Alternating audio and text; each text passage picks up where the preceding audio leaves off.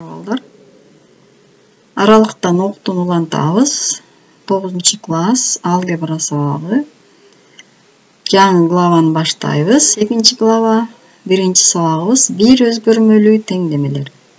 Силер менен математика мугалими Дамир эже.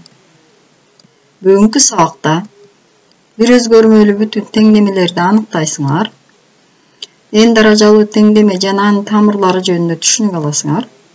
Бир өзгөрмөлүү бүтүн теңдемелерди чыгаруунун жолдорун үйрөнөсүңөр. Төмөнкүлөрдүн ичинен бүтүн туюнтманы тапкыла дейт.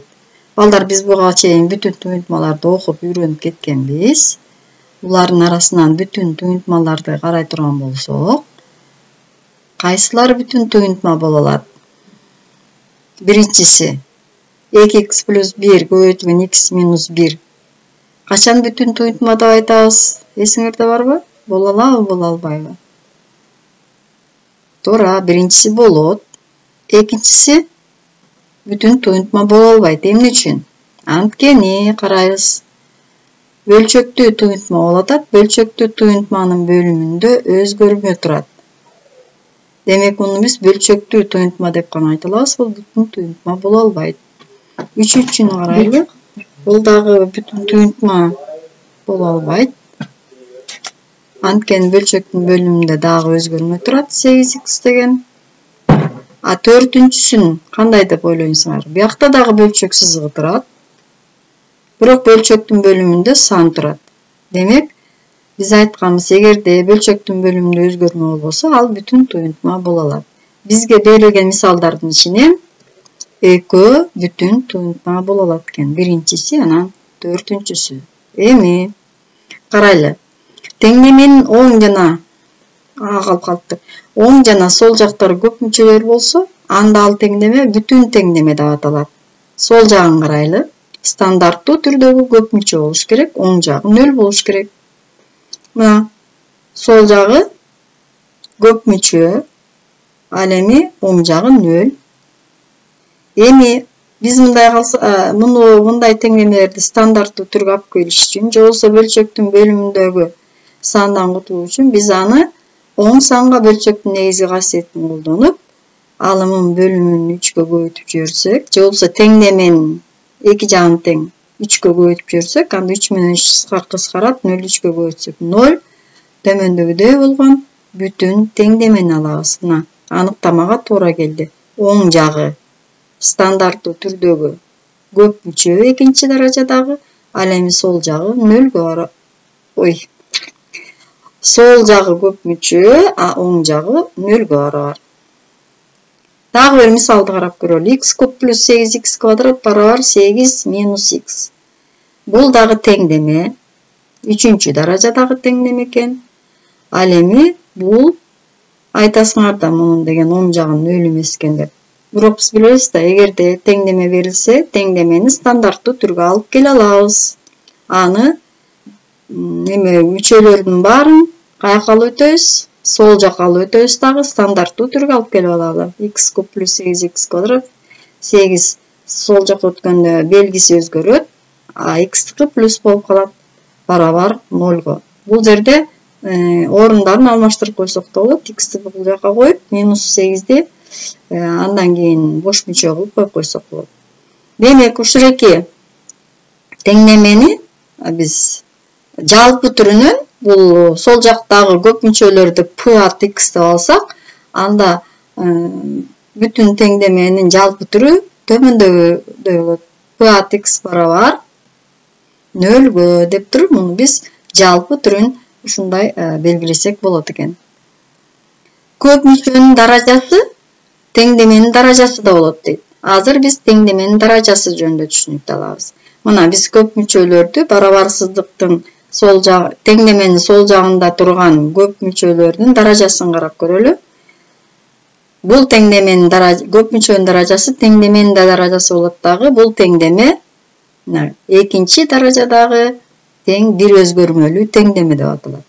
А бул болсо 3-чү даражадагы бир өзгөрмөлүү теңдеме деп аталат. Анткени даражасы кайсынысы чоң болсо ошол айтылат. Биякта квадрат турат, бирок биз 3-чү даражадагы деп айтабыз. Анткени x'tin көбү дагы бар экен бул жактачы. Бул болсо экинчи даражадагы теңдеме деп аталат. Бир өзгөрмөлүү n даражадагы теңдемени карап көрөлү. Биз жана экинчи даражадагы, анан кийин үчүнчү даражадагы теңдемелерди карадык да. Эгерде биз n даражадагы теңдемени карай турган болсок, ал төмөндөгүдөй жазылат экен. Мына a0 x'ин n даражасы плюс a1x n-1 даражада, a2 көбөйтүлгөн x n-2 даражада деп отуруп, анан акырында a n-1 көбөйтүлгөн x биринчи даражада плюс a n бош мүчө болуп катканда a 0 барабар экен. Бул жерде a0, a1, a2, a n-1 жана a n'дер булар ар кандай чыныгы сандар. Ал эми a0 0гө барабар болбош керек. Биринчи сан 0гө барабар болбосо эле биз теңдемелерди ала беребиз n даражадагы. N даражадагы теңдеменин, мына момундай болгон теңдеменин бизге n'ден кем эмес тамыры болот экен. N болушу керек, бирок андан көп болбош керек. Кем болсо болот, мунун бир эле тамыры болуп калышы мүмкүн n даражадагы теңдеменин. Же болбосо тамыры n'ден ашпаш керек. Эми биз мурда билип көрүп жүргөн теңдемелерди карайлы. Мына бүтүн теңдемелерди карайлы. Биринчи даражадагы теңдеме. Биринчи даражадагы теңдемени силер башталгыч класстан бери математика курсунан билесиңер. ax плюс b барабар 0 деген теңдеме бул биринчи даражадагы теңдеме деп аталат дагы. Формуласы төмөндөгүдөй берилет. Эми мунун бул жерде могу жалпы түрүнө карай турган болсок, a0 ага барабар экен. X биринчи даражада экен. Ошон үчүн биринчи даражадагы теңдеме дейт. Ал эми a n болсо b-га барабар экен. Барабар 0го. Канча тамыры болот дейт.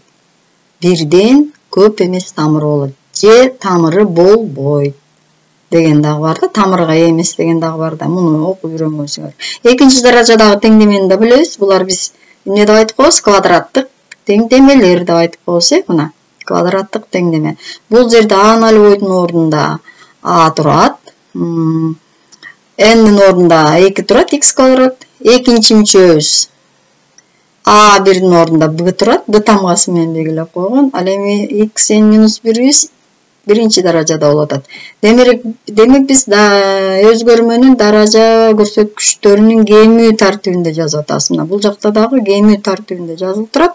Экинчи даражада болгондо биринчи квадраты, анан биринчи даражасы. Ал эми бош мүчө a n бул дагы санда. Анын ордунда s турат. Мунун канча тамыры болот деп ойлойсуңар? Туура, 2ден көп эмес тамыры болот же болбойт.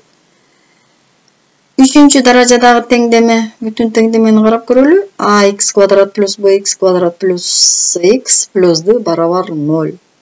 Бул жерде мына n 3гө барабар экен, экинчиде квадратка 2ге барабар экен, үчүнчүдө биринчи даражага да барабар. Ал эми бош мүчөбүз d менен белгиленген. А мунун канча тамыры болот? Туура, мунун 3дөн көп эмес тамыры болот. Төртүнчү даражадагы теңдемени карап көрөлү.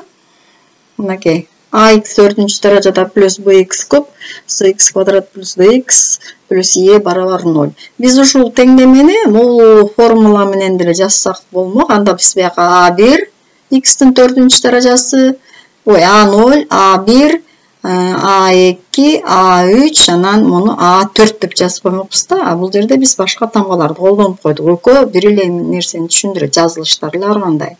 Бул теңдеменин канча тамыры болот? 4дөн кем эмес тамыры болот. Теңдеменин даражасы дейт. Даражасы канчага барабар? Жана биз эмне деп айттык?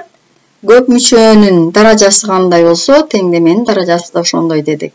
Демек, төмөндөгү теңдеменин даражасы канча деп ойлойсуңар? 2x куб минус 0,6 x'тин 7-чи даражасы плюс 1 барабар 0 дейт. Теңдеменин даражасы көп мүчө 7-чи даражада турат. Демек, 7-чи даражадагы теңдемени канча чыгарылышы болушу мүмкүн? Туура, 7ден көп эмес чыгарылышы болушу мүмкүн. Канчанчы даражада болсо, ошончодон кем эмес тамыры болот. Эми мисалдар өтөлү. Төмөндөгүдөй Теңдеме берилиптир. Бүтүн теңдеме bir өзгөрмөлүү. Карайлы. Теңдеменин даражасы канчанчы даражада экен? Туура, 3-чү даражада экен. Теңдеме стандарттуу түрдө турат. Сол жагы көпүнчө, оң жагы 0-гө барабар экен. Теңдемени чыгаруу үчүн биз жөнөкөйлөтүүдөн баштайбыз. Жалпы көбөйтүүчүнү кашанын сыртына чыгарып алып, көбөйтүүчүлөргө ажыратып алалы. 3-чү даражадагы теңдеменин ыңгайлуу жолу ошо көбөйтүүчүлөргө ажыратып алсак ыңгайлуу. Анткени бул жерде көрүнүп турат, кайсы кошулуучулар окшош экен. Бияктан x квадратты чыгарып жиберсек x минус 8 калат. Экинчиден минусту чыгарып жиберебиз. Бул жерде жалпы көбөйтүүчү кылып чыгара турган мүчө жок да, ошон үчүн минусту чыгарып жиберип, муну кашаага алсак, мына биз 2 окшош көбөйтүүчүнү алдык. Бири-бирине барабар көбөйтүүчүлөрдү алдык. Дагы бир жолу кашаага жалпы көбөйтүүчүнү кашаага чыгаруу ыкмасын колдонобуз дагы. x минус 8-ди кашаанын сыртына чыгарып жиберсек, бул жерде x квадрат калат.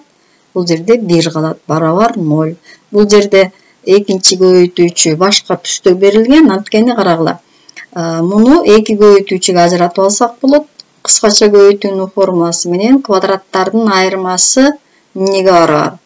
6 унутмалардын суммасы менен айырмасынын көбөйтүүсүнө барабар деп туруп, биринчи көбөйтүүчүнү өзү жазып, ал эми экинчи көбөйтүүчү 2 кашаага же болбосо 2 көбөйтүүчүгө ажырайт. Эми бул жерден эмне деген эрежени колдонобуз? Эгерде көбөйтүүчүлөрдүн бирөөлө 0-гө барабар болсо, анда көбөйтүүндү 0-гө барабар болот деп ар бир көбөйтүүчүнү 0-гө барабарлайбыз. X минус 8 барабар 0, x минус 1 барабар 0 экинчи көбөйтүүчү же x плюс 1 барабар 0. Бул жерден булар эң жөнөкөй биринчи даражадагы теңдеме болуп калды. Мунун тамыры 8-ге барабар, экинчинин тамыры 1-ге барабар, үчүнчүнүн тамыры минус 1-ге барабар. Жанагы биз айткан канчанчы даражада болсо, ошондон кем эмес тамыры бар деген мынакей далилдедик. 3 тамыр бар экен, 8, 1 жана минус 1 деген. Текшерүү жасап көрөлү, ордуна коюп текшерип көрөлү. 8-ди койсок, 8-дин кубу, анан 8-ге өтүлгөн 8-дин кубу бул экөө жоюшат карама каршы. Минус 8 менен плюс 8 жоюшат, 0 барабар 0. Демек 8 тамыры боло алат. 1-ди коюп көрөлү. Биз берилген теңдемеге коюп атабыз, мына бул жергечи. Бул жак өзгөрткөн жерге койбойлу, бул жакка коюп атабыз. Бул жактан о секиле чыгып калмак. 1-дин кубу минус 8-ге өтүлгөн 1-дин квадраты, бул жерде минус 8 болот, минус 7 калат, минус 1 плюс 8 плюс 7 калат. Экөөнүн суммасы 0-гө барабар, 0 барабар 0. Минус 1-ди текшербей эле коелу, ал деле туура болот. Же болбосо өз алдынча текшерип көргүлө, минус 1-ди коюп, эсептеп 0 чыгат экен. Жолу x биринчи тамыры 8, экинчи тамыры 1 экен, үчүнчү тамыры минус 1-ге барабар экен. Мынакей бир өзгөрмөлүү 3-чү даражадагы теңдемени чыгардык. Кээ бир учурда дейт, даражасы жогорулаган сайын бүтүн теңдемелердин тамырларын жакындаштырып таап алса болот экен, ошол бизге ыңгайлуу болот экен. Анткени 4-чү даражадагы теңдемени чыгаруу татаалыраак болот мектептин курсунда. Ошон үчүн биз карайлы. Бул 4-чү эмес, даже 3-чү даражадагы эле теңдеме экен. Ошону деле чыгаруу жанагы биринчи мисалдай кылып, жалпы көбөйтүүчүлөр кашаанын сыртына чыгарып табуу татаалыраак. Ошон үчүн муну биз азыр графиктик жолун көрсөтөлү. Бул эки мүчөнү оң жакка алып өтүп алалы, минус x плюс 4 деп. Анан сол жактагы y барабар x куб деген функция катары карайбыз. Ал эми оң жактагы болсо, бу дагы сызыктуу функция болот. Мына минус x плюс 4 деген. Эми булардын графиктерин сызуу үчүн биз билебиз, x кубтуку гипер болот. 1, 2, 3 маанисин берели дагы. Мынакей x-ка минус 1-ди берсек, минус 1 болот. Минус 1 деген чекитти координаталык тегиздикте таап алдык. Андан кийин эң эле оңой жол 0-ду берели. 0-ду койсок 0. Мына ал чекитти таап алдык. Анан плюс 1'di берели. Мына x'ка плюс 1'di берсек, y дагы 1 болду. Анан биз болжолду схемалуу түрдө гиперболанын графигин сызып алабыз. Мынакей. Эми y барабар минус x плюс 4 дегенди карайлы. Бул функция билебиз, бул сызыктуу функция. Сызыктуу функция болгондуктан анын графиги түз сызык. Геймүчө болот экен. Бул жерде анын ордуна минус 1 турат. Анда биз экиле геометриядан өткөнбүз. Бир экчекит аркылуу бир гана түз сызык жүргүзүүгө болот дегенди негизинде биз x'ка экиле маанини берип туруп, анан түз сызыкты жүргүзүп алсак болот. 0'ду берсек плюс 4. Мына. X 0 болгондо y плюс 4. Дагы бир маанини берип көрөлү, 2'ни берип көрөлү. Минус 2'ни койсок плюс 2. Мына. Акырет бол. 4. Анан x'ка 2'ни койсок бул жерде болот да. 2 деген. Эми ошолор аркылуу түз сызык жүргүзөбүз. Мынакей бул y барабар минус x плюс 4 деген функциянын графиги түз сызык болду. Эми теңдеменин тамыры кайсы болот? Теңдеменин тамыры эки графикти кесишкен жери. Ошол аркылуу ошол чекит аркылуу x огуна перпендикуляр түшүрөбүз. Болжолдуу тамырын таап алабыз да, бул жерден жакындаштырылган. Демек жообу болжолдуу түрдө 1,4 же 1,4дөн жетпей калышы мүмкүн, ашык болуп калышы мүмкүн. Биз жакындаштырылган маанисин таптык. Бул жака койсок дагы 0га жакын сан чыгат. Демек, бир өзгөрмөлүү бүтүн теңдемелерди графиктик ыкма менен да чыгарса болот экен. Үйгө тапшырма. Видео сабакты көрүп, түшүнүп дептериңерге жазгыла. Окуу китебиндеги биринчи көнүгүүнүн Асын, Бсын чыгаргыла жана 3-чү маселени чыгарып бага жөнөткүлө. Кийинки сабакта жолугушкуча саламат